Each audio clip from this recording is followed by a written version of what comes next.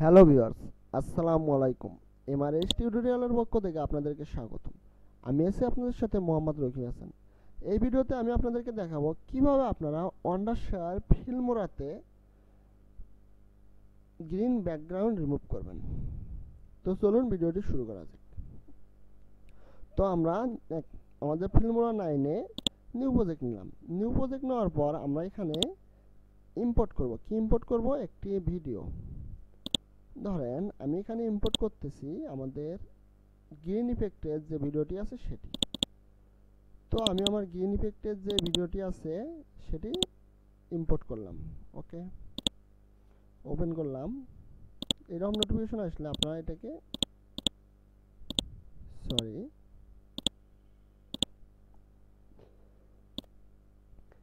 Yes দিয়ে দিবেন। ওকে, আমরা যখন এটাকে ইয়েস দিলাম, এখন আমাদের এখানে কিন্তু এটি ওপেন হয়ে গেছে, কিন্তু আমাদের এখানে কিন্তু আসতেছে না, বা আমাদের এখানেও আমরা নিতে পারিনি। তাহলে যদি আমরা এটাকে কোনো জায়গাতে নিতে না পারি তাহলে কি করব? তাহলে এটার জন্য আমাদের যেটা করতে হবে, এখানে আমরা যখন যাচ্ছি তখন আমাদের এখানে প্লাস বাটন শো করবে। আমার একটু মনে সমস্যা হয়েছে।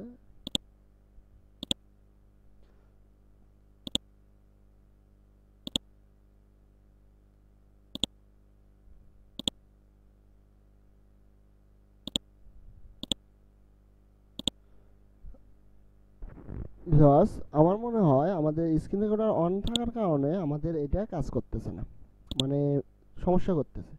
তো আমি একটু রেকর্ডারটি অফ করে আবার আপনাদেরকে দেখেছি। শুধু একটা জিনিস খেয়াল করেন, আমার এখানে প্লাস বাটন আসবে এবং প্লাস বাটন আসার পর আমি টেনে এনে এখানে যা শুধু ছেড়ে দেবো।